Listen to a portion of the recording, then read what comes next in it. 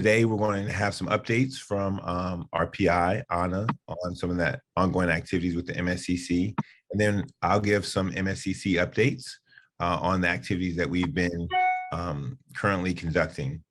I do want to, before I go on, I want to make sure that I extend to everyone an invitation to share their thoughts and ideas on how we can build the MSCC community. We do have a Slack channel. I'll put that in the chat for you to share your ideas on what we can do to improve, or even concepts that you would like to see us explore. Again, we're a community of IT thought leaders that ultimately want to do together what no one of us could do alone. So with that being said, I think our presenter is joined. Anna, did you have anything you'd want to share with the group? No, good morning, everybody, or good afternoon. I don't have any updates other than we continue to make progress as we coalesce our work with the consortium leadership group, and also advancing a number of things related to the newest award made to MSCC in partnership with Internet2. I will have a lot more to share with the community at another opportunity. Right now is we're going through the process of getting kicked off, organized, while being very mindful to the first award, the Pilot Center of Excellence demonstration proposal. And our primary focus is on the these type of meetings, and really excited that we get to visit Jackson State University next week. I'm sure you'll hear a little bit more about that. So reach out to me if you have any questions. And again, no updates other than what I just mentioned. Thanks. All right, thank you. So as for the MSCC updates, yesterday we participated, the MSCC and the COC, our Leadership Council, participated in a session at EDUCAUSE. I was the moderator. Anna was also part of the panel discussion. And I have to say it was very well received. I would also like to encourage all of our MSCC members to push the idea, the concept of joining MSCC, whether you're at HBCU, MSI, or TCU. You know, the MSCC is open to all participants, and it is as easy as joining on the website. We are encouraging membership. The EDUCAUSE panel, we talked about how the origin of MSCC, and you know, we had a call to action to join and to share ideas and concepts. Our next Broadening the Reach activity is with TechX in December. We will have a lunch and learn then, and we'll have more of our CLC, our leadership panel, our leadership council, share their ideas and thoughts on the origin of MSCC, and again, another call to action. I'm excited to say that next week we'll have our workshop at Jackson State. We'll have a cyber infrastructure and cybersecurity workshop. We have a list of dynamic speakers. Really looking forward to that. We've put a lot of effort and energy into that. Dr. Dent, one of our Internet2 board members and a leadership and part of the leadership council for the MSCC, has worked tirelessly to put this together. So we're excited about that, and we're looking forward to that. So are there any questions on anything we've gone over so far this morning? No questions. Well, I think we have our presenter. I think they have everything set. So we'll go ahead and turn the floor over to our presenter for today. So Kevin, the floor is yours. So actually, I'm going to introduce Kevin, if y'all don't mind. Of course, Francine. Thank you. I'm not on camera. Excuse me, my camera just isn't working. But hello to everyone, and happy to be here. And of course, as usual, recognize some old faces. BC, I guess Liaison, Tom, Deborah, Al from AHAC. I don't see him here, but I know we've worked all along on this. Anyway, I don't want to eat up all of our time, but I do want to say as we start this out that in case there's some misunderstanding regarding our original ask, or in terms of our meaning the Office of Minority Broadband Initiatives and reaching out, I wanted to explain. I think one of the things we want to do is to follow up on your own theme, and that is using or what doing together what neither MCSS or OMBI can do alone, and pushing also on behalf of MSCC the concept of working together. I think you all know that as a person that my push, my passion in all these years, starting from what 2014, Tom, and working with the North Carolina schools, is to ensure that all HBCUs have full connectivity and cyber infrastructure to strengthen the institution. That's the bottom line, EOD. And that's something you are interested in, and that's something we are interested in. And I think I look forward to our continued participation and collaboration in that vein. And the final point I want to make before we get started here is that we are going to need to table plans for any the joint meeting that we had talked about to dive deeply into BEAD and digital equity due to scheduling conflicts with those program staff. And we'll have to back up for a couple of months and then revisit that in the new year. But in the meantime, I encourage you to keep tabs on the websites and what's going on there. And we will continue to forward you information and disseminate information to you. But right now, the big thing, the person who leads this and who we are fortunate to have to lead our program is Kevin Hughes, who is the acting director of the Office of Minority Broadband Initiatives. So don't get confused. Francine's been in this game a long time, but Francine is not the director of anything. We have a capable and competent acting director in Kevin Hughes. And Kevin joined us in March of 2021, and he has led the CMC grant program and continues to lead oversight for that Connecting Minority Communities grant program. In his role, he continues the OMBI's engagement with federal agencies, state, local, and tribal governments, as well as HBCUs, TCUs, and MSIs to promote initiatives related to expanding connectivity and digital opportunities. All right. I'd like to just start by mentioning NTIA's mandate, which is to provide internet for all. And that mandate follows the Biden-Harris administration's mandate, which is also providing internet for all. Connectivity for all Americans is imperative, but particularly for our minority communities, which is what my office champions, is top of the list in my role as the acting director.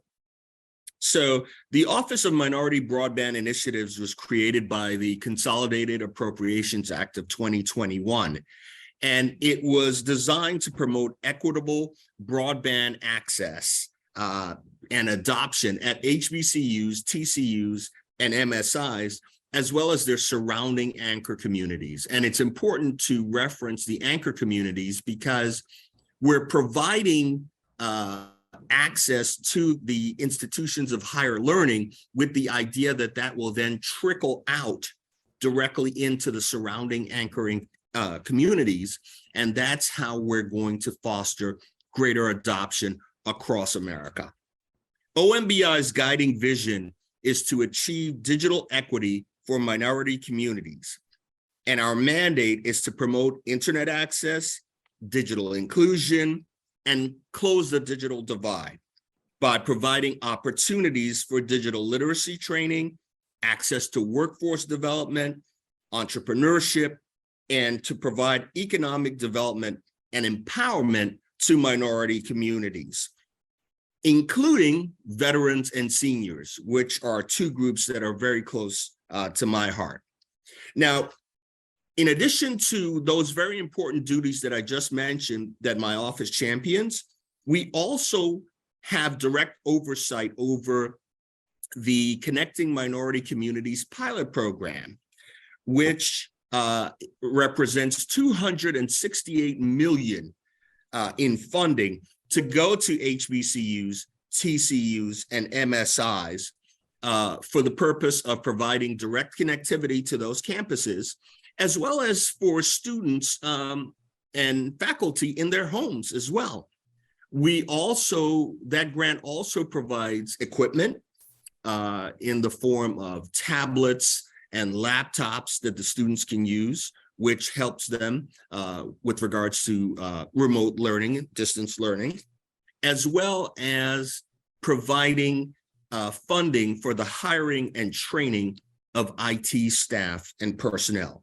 So those are the three tent poles of the Connecting Minority Communities pilot program, $268 million. And I'm pleased to tell you that we're already rolling that funding out.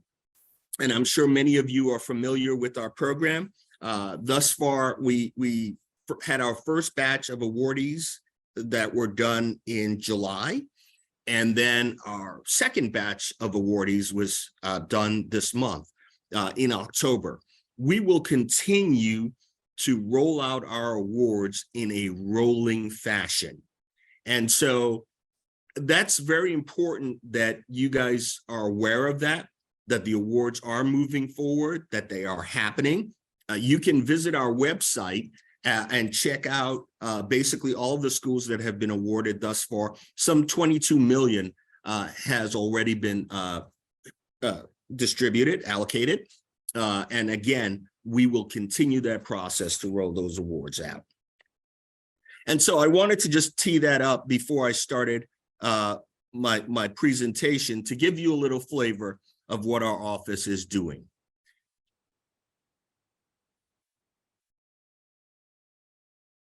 Okay, now I have a slideshow. Kevin, would you mind referencing the website you're talking about? What is that URL?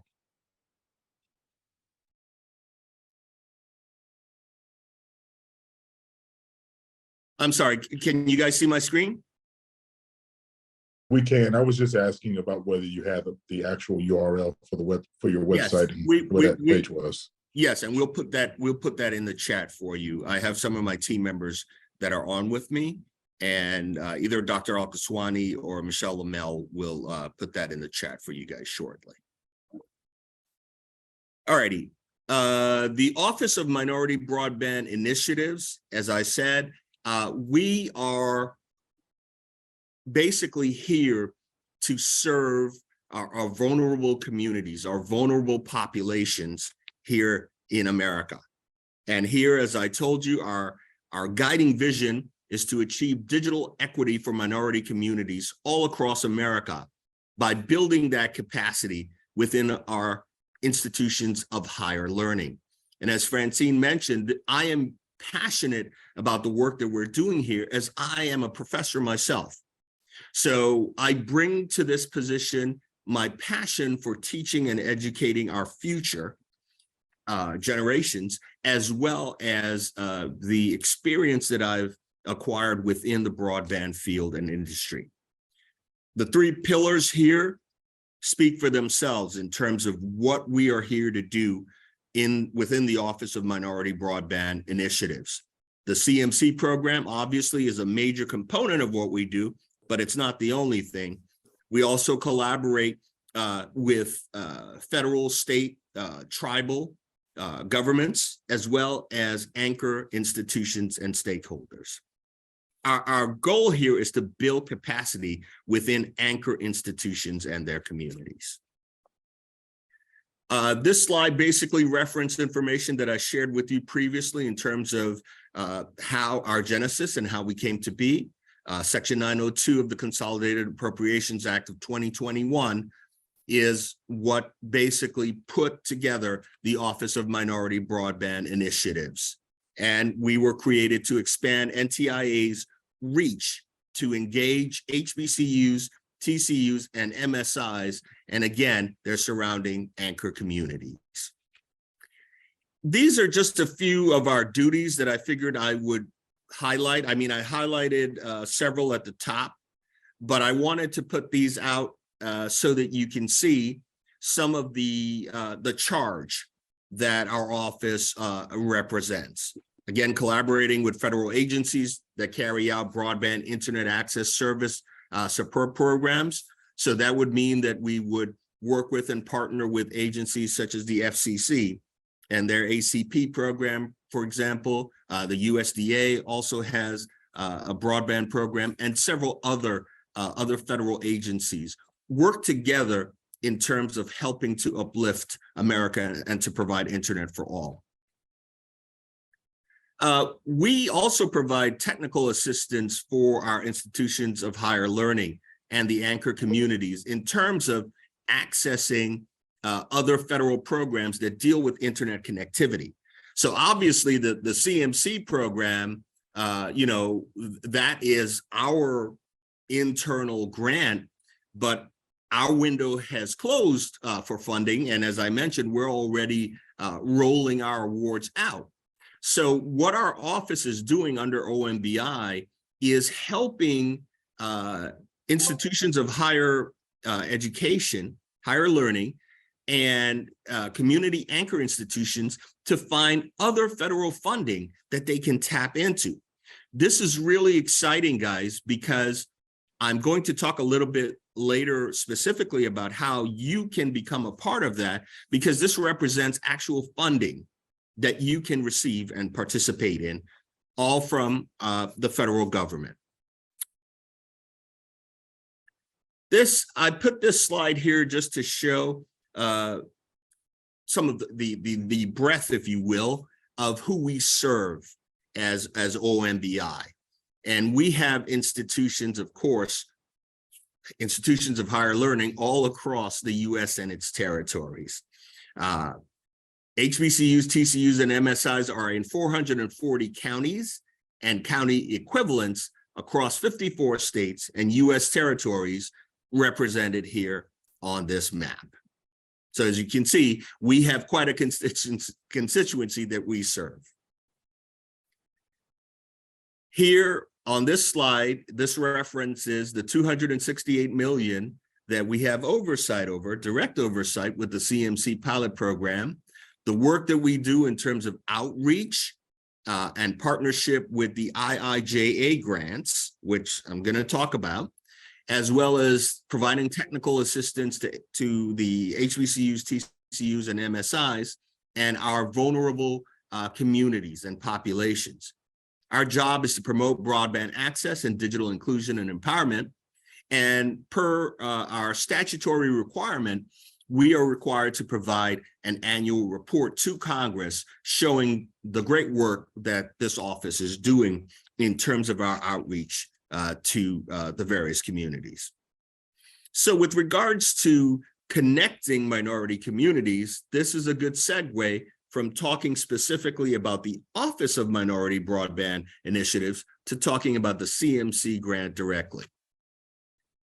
Our role here is to expand educational instruction and remote learning opportunities utilizing that $268 million, which is a competitive grant that schools all across the country, applied for and are waiting, I'm sure, very anxiously to hear if they have been, if they are one of the recipients of this very, very great award that will help our colleges across the nation in terms of receiving connectivity for internet, for their campuses, for their students, for their faculty, as well as equipment for those groups, and IT training and hiring of staffing for the colleges. Our purpose is to build broadband and digital technology capacities of eligible institutions and to support broadband access, adoption, and digital skills within those institutions and, again, their communities. We want to spur economic development, employment, and entrepreneurship within our vulnerable communities. This slide basically illustrates exactly what I just referenced to you in terms of our three main tentpoles. And I placed this slide in so that you can see exactly who we serve. Historically Black colleges and universities. And by the way, per the CMC NOFO, 40% of the 268 million must be allocated to HBCUs. We also serve tribal colleges and universities and minority serving institutions. And under that heading, you see the breadth of other minority groups that we proudly serve under the Office of Minority Broadband Initiatives.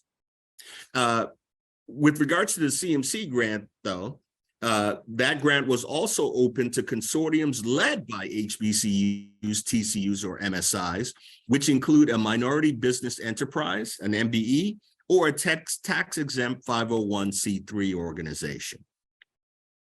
Here, this slide represents the 40% of grant funding going to HBCUs.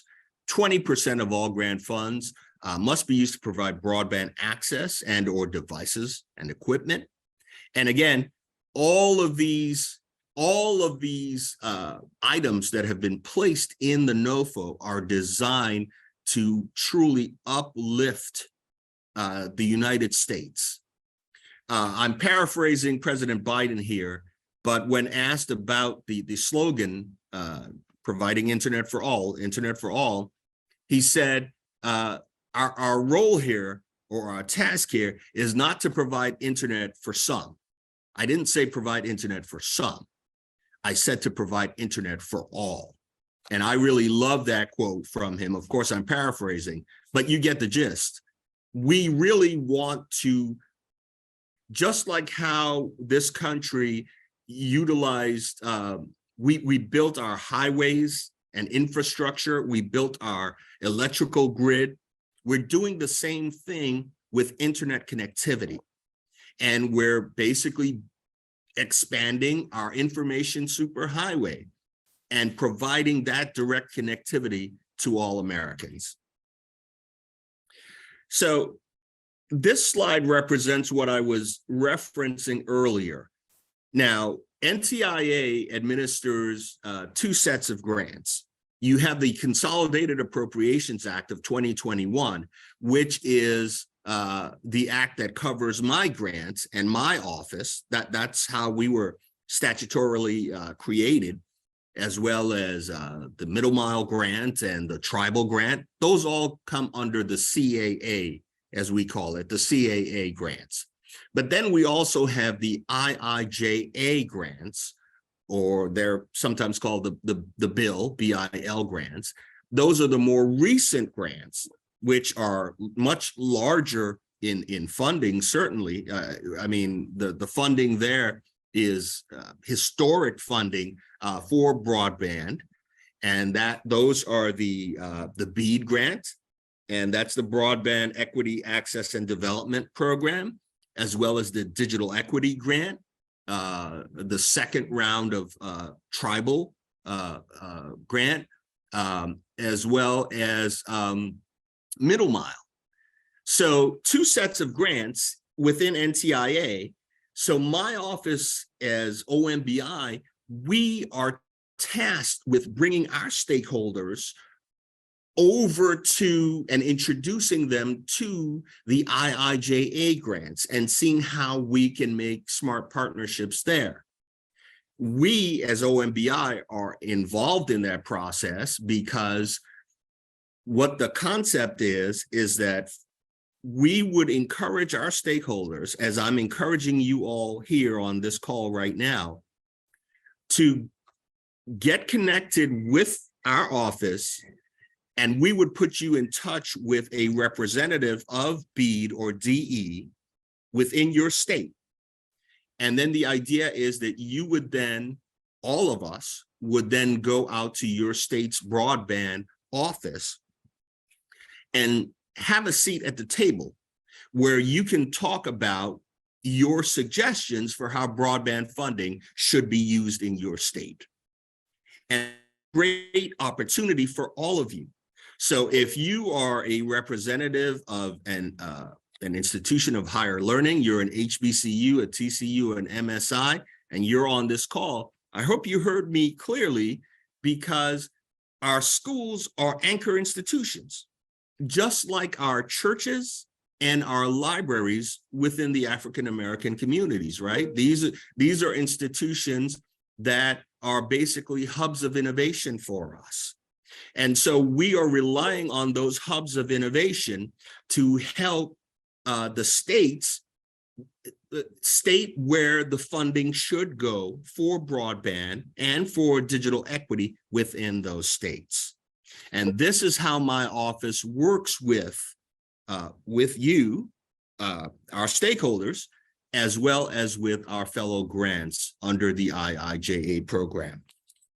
In fact, I wanted to reference to you that more than just going to the offices and talking to them about how broadband should be used within your state, there's actual real opportunities for funding that you can participate in. I'll draw your attention to the Digital Equity Competitive Grant Program, and that's $1.25 billion.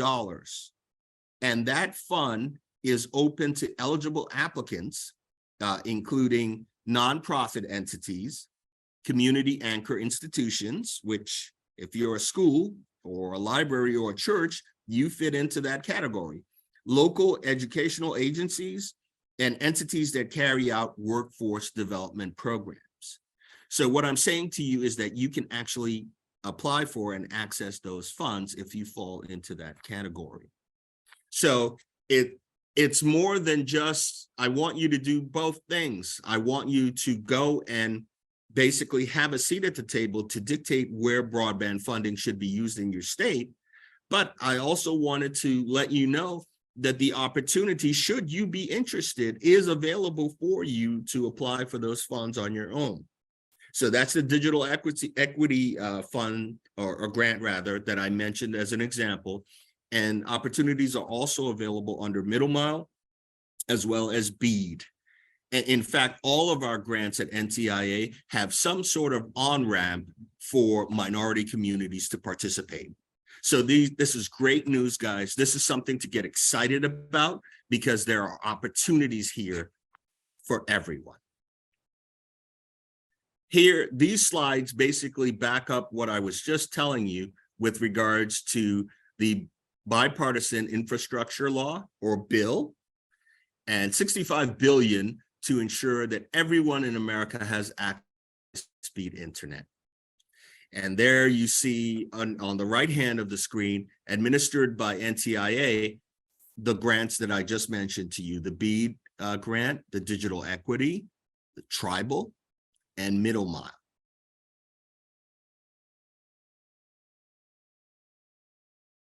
High-speed internet is important. It's a necessity. It's like water. In this economy and in these times, we can't live without it. So when we have communities, people of color, or other groups such as veterans or seniors who don't have access, we have to change that. My office and my passion will do just that. We are here to stimulate the growth in the economy, utilizing broadband. We can lower the costs for healthcare using telehealth, and we can strengthen the ties in our community, all by getting fully connected via the internet.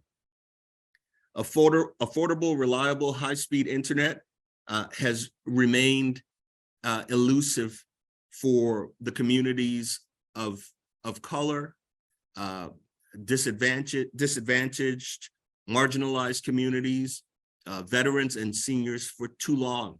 And this digital divide has to end. We're taking the steps to make that end happen and to provide high-speed internet for all.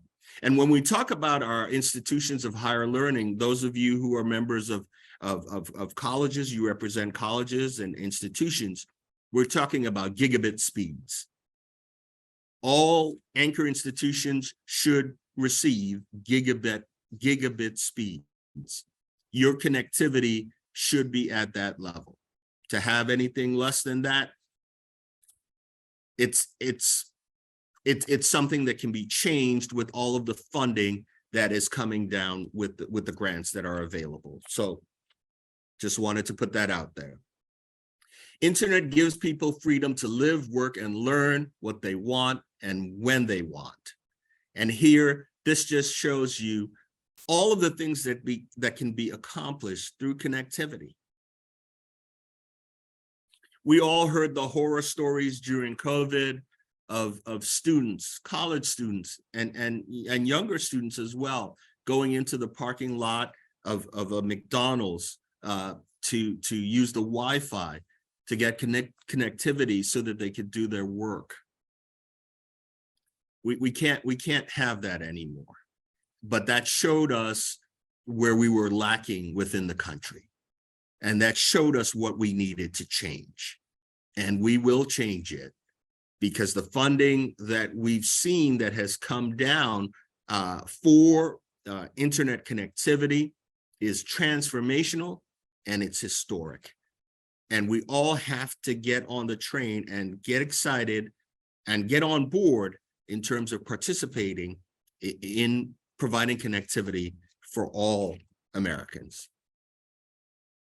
This slide basically just highlights the funding that is available. BEAD, digital equity, tribal, middle mile. And this is a further breakdown of the BEAD program in terms of the funding that is available. And by the way, MSCC, I will make the slides available. So I don't want you having to worry about writing things down. This information will be provided to you. Our idea here is to share information and to bring our stakeholders, which I consider everyone on this call a stakeholder of the Office of Minority Broadband Initiatives. And our idea here is to share information for you to help you uplift the communities you represent. The digital equity slide.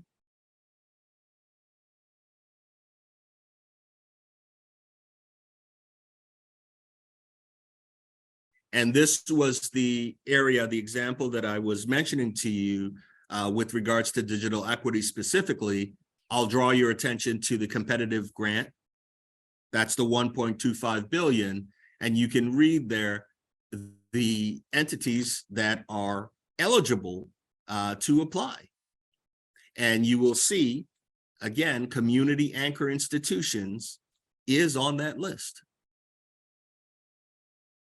There are opportunities here for all. The Digital Equity Act focuses on addressing the needs of covered populations as defined by the statute. And here you see a list of who is covered by the term covered populations.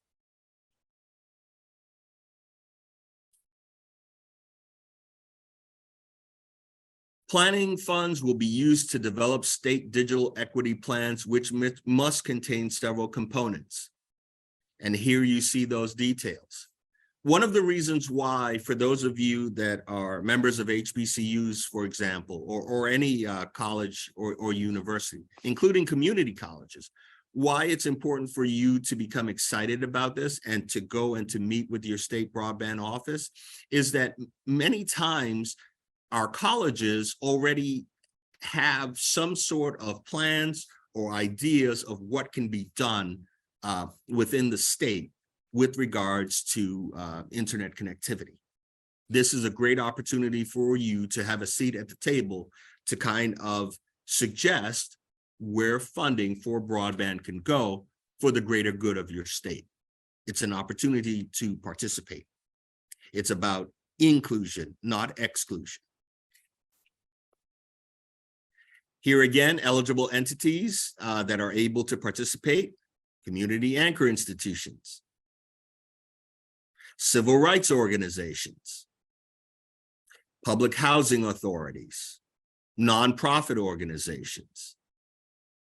Great opportunities here, folks. Understanding the digital divide, digital equity is necessary for society to advance. And here I placed an example of how how this benefits our society. Telehealth, for example, reduces emergency visits to the hospital. Advance employment by facilitating job seeking and improving digital skills. You can't apply for a job unless you have internet connectivity.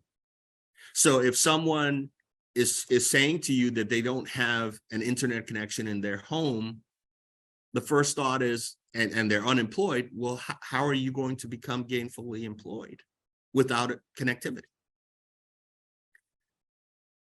Digital equity promotes education access through online schooling, improves access to essential services like public safety and transportation, and enables online civic engagement like connecting with state and local representatives. So this slide basically sums up what we were saying about how community anchor institutions can participate in these programs. CMC eligible institutions can play an essential role for underserved communities that will soon see, and already starting to see, thanks to the CMC grant, major investments happening within your communities. And basically that brings me to the end of my presentation. Here's my email address. Please reach out to me with any questions that you may have. I think we've allotted some time for you to ask questions now, but I want to make sure that this isn't the first time or the last time that you see or talk with me or the members of my team, several of which are on this call right now. We're here to help, we're here to participate, and we're here to make a difference, because Internet for all means just that. It means providing access to our minority communities and helping to uplift the United States of America to the level where America belongs. I thank you.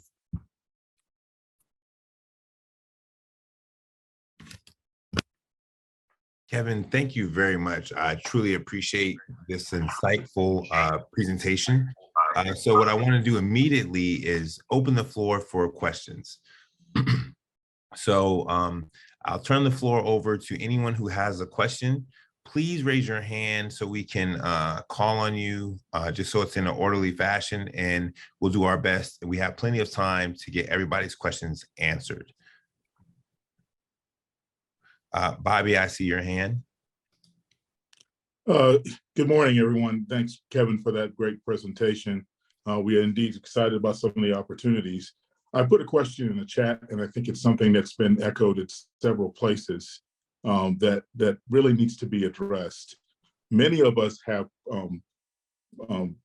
restrictions in the states that we have about being an ASP to our communities, even if they're anchor communities.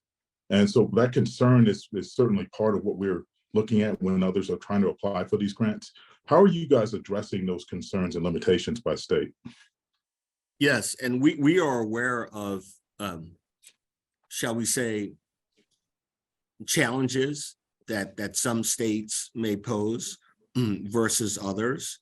And we want to know about those instances.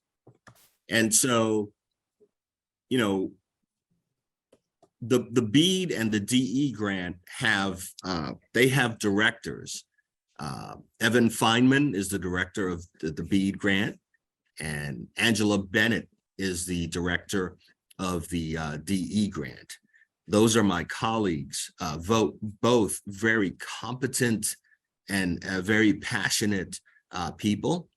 And if there are any issues that are occurring within your state, they have said that they want to know about it.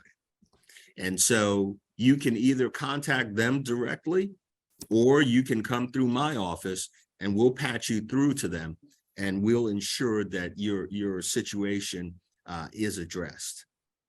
I think with these grants, it's been made clear that if states don't follow the rules in terms of, you know, what has been mandated, the funding won't happen.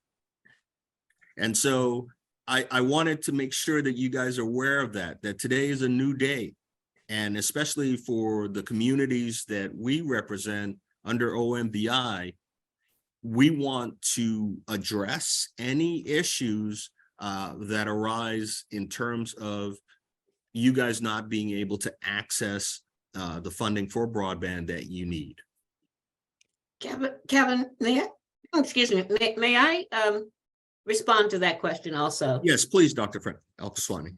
I want to clear up any misconceptions out there about any of us seeking to turn HBCUs, TCUs, or MSIs into ISPs. That's a business in its own right, and that is not what CMC is about.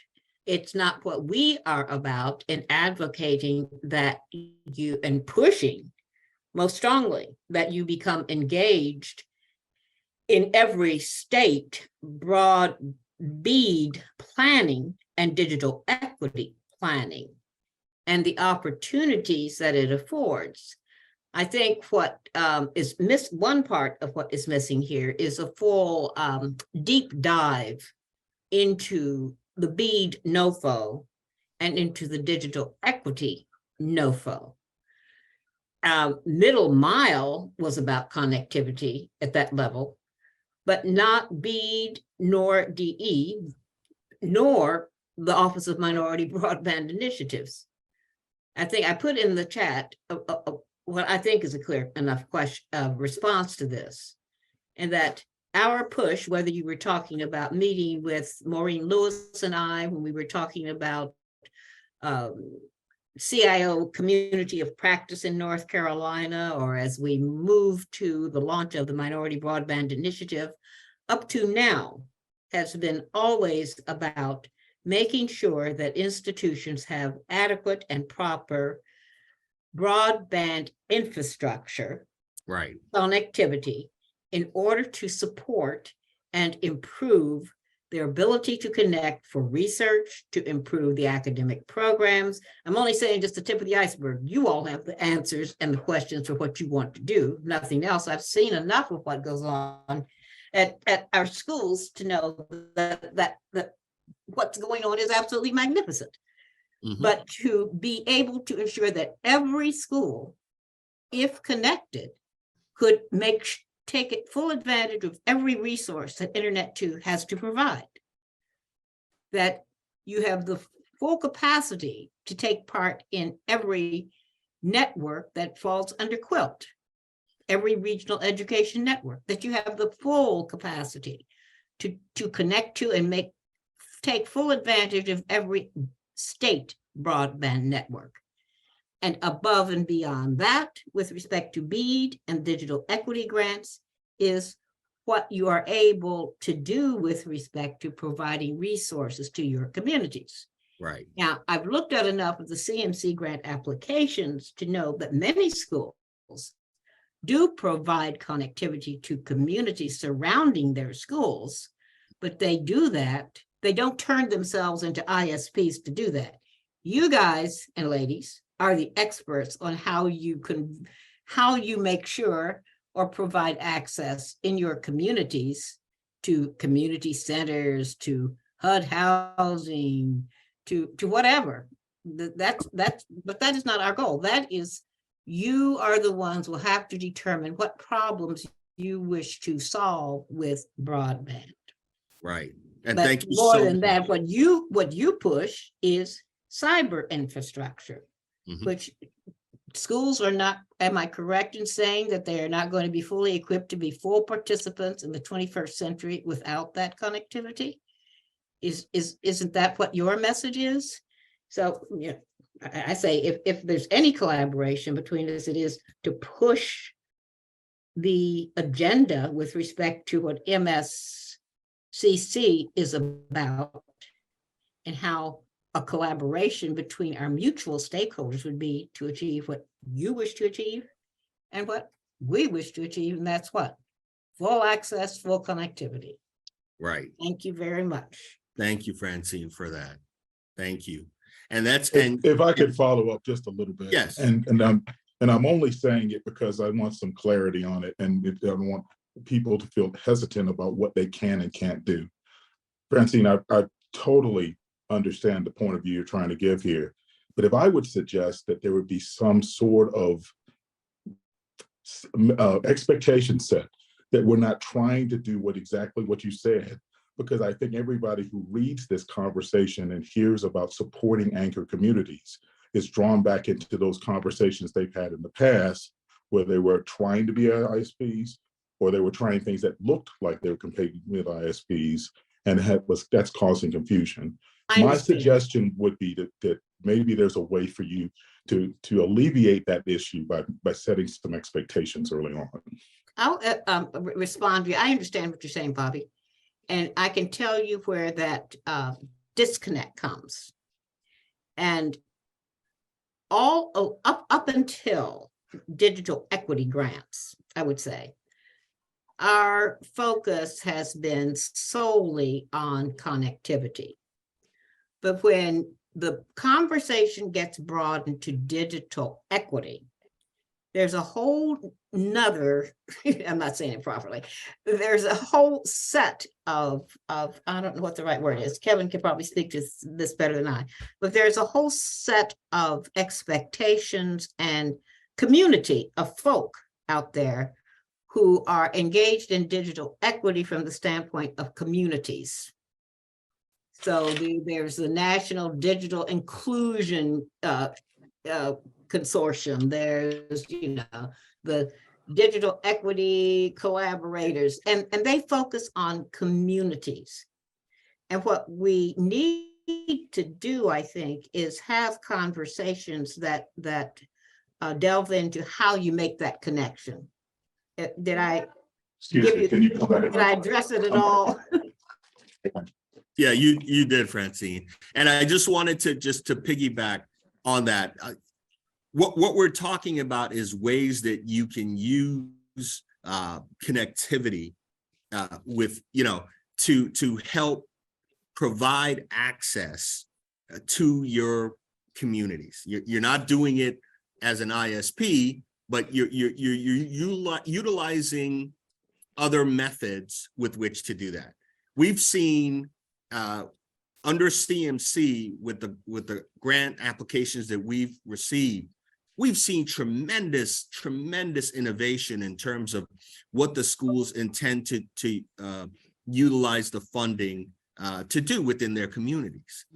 And I mean, workforce development training, training folks, for example, to be fiber optic technicians. These are real solid things that are within the broadband ecosystem that you have the opportunity to do to help uplift your community. Lawrence? Yes. Thank you. I was writing down some of the comments. Are there any other questions? I know this is great conversation, and I know that this is a topic that's near and dear to a lot of our hearts. Are there any other questions? We have about 10 more minutes.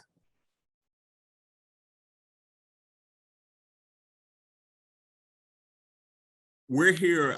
One of the things I really want to make sure that we leave everyone with is a message that the Office of Minority Broadband Initiatives is here.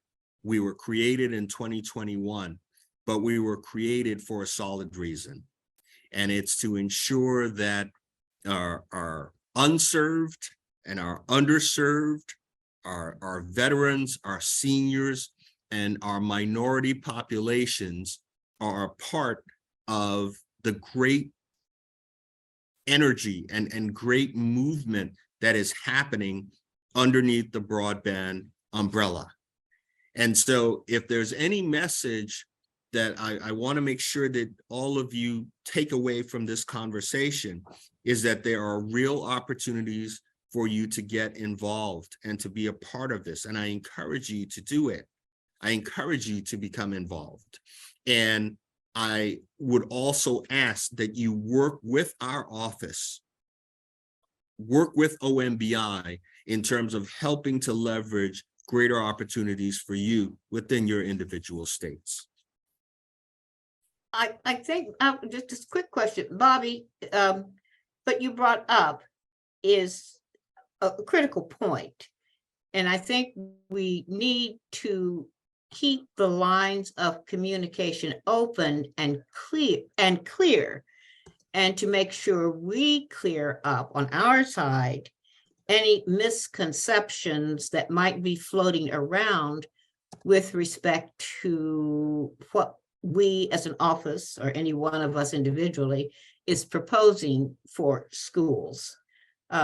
Our objective is collaboration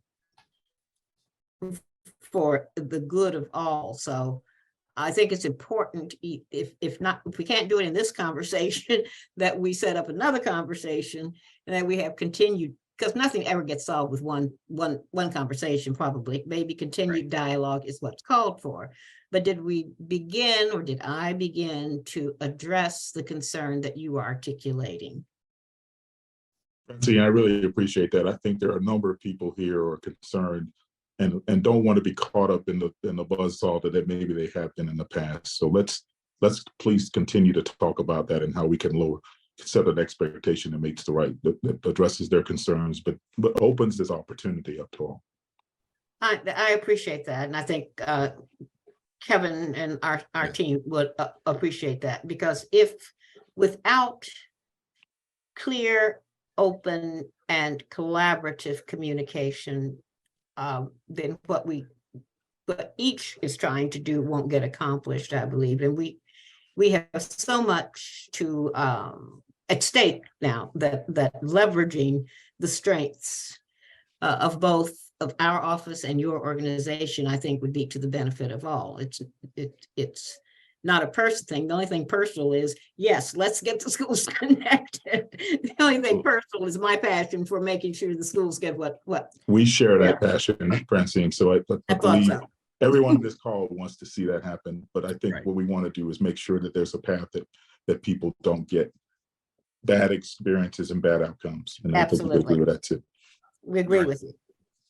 But I hope that I've conveyed that there's opportunities here, and going different ways, different avenues, from churches within their communities, conducting training, workforce development, things of that nature. These are things, again, that all fall under the broadband ecosystem.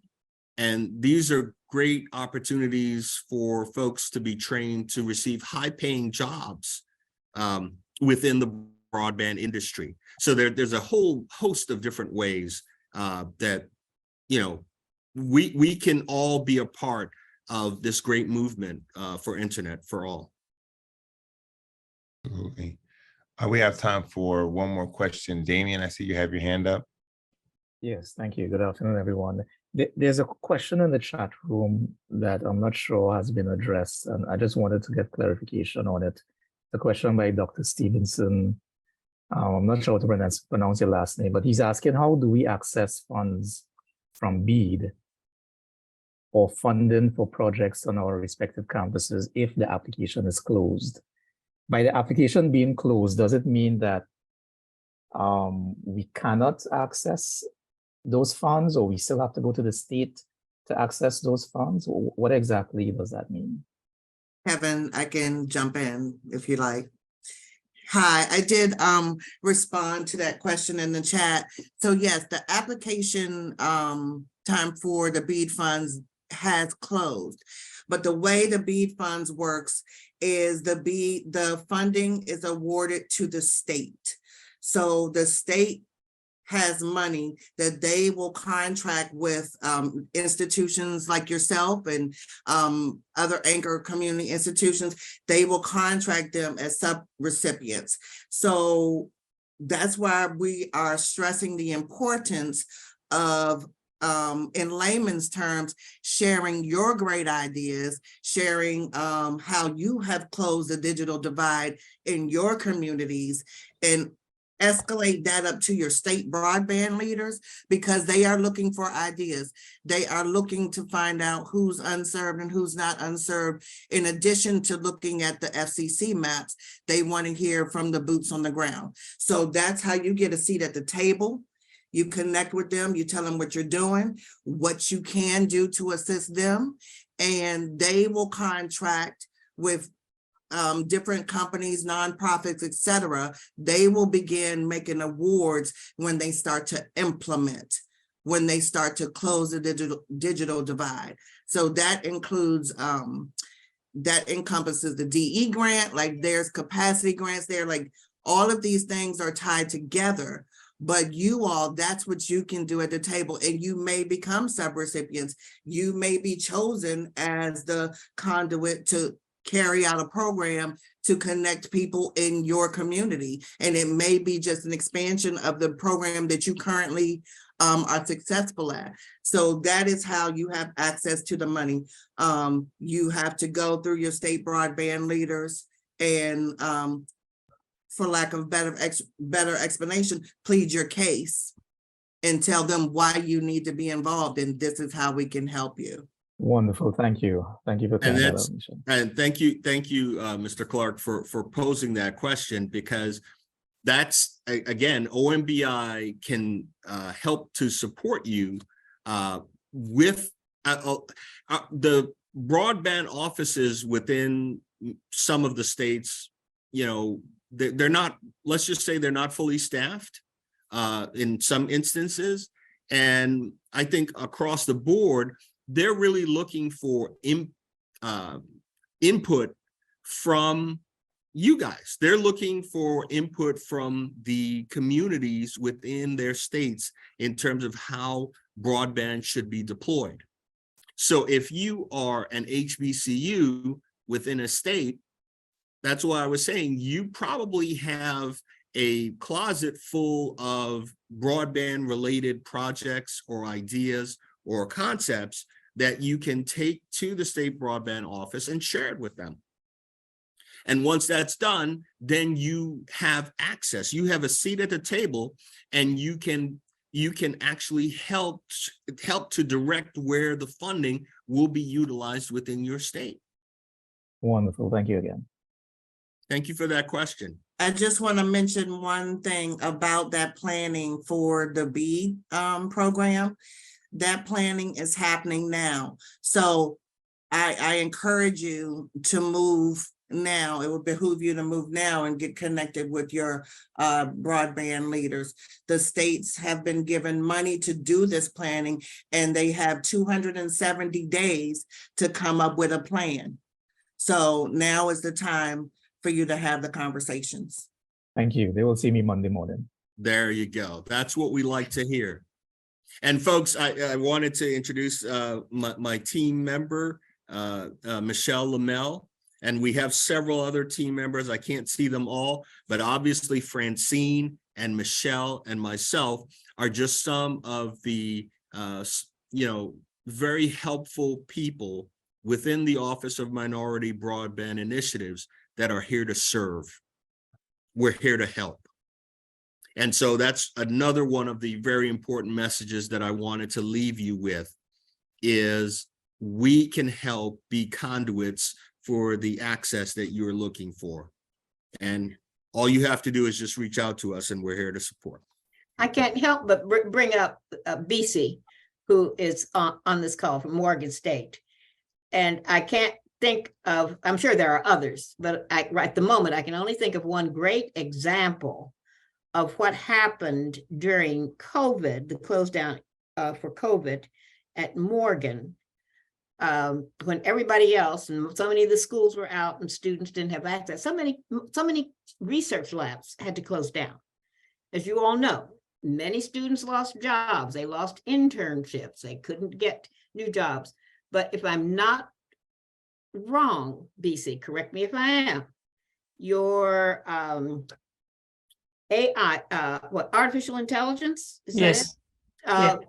Lab stayed fully operational. The research that was going on there, That's correct. the student interns, your faculty never lost a beat because you had the proper connectivity to stay alive. Am I correct? You're correct. Thanks for that plug. You're a good case study for why it's important. A shining example of what we're trying to accomplish. So great work on that. And as you know, not all of our schools had that ability to, like some schools, to flip a switch where they were able to continue education. And so it's very important for me and for my team to make sure that we get that connectivity to all of the schools, which is what we're doing under the CMC grant.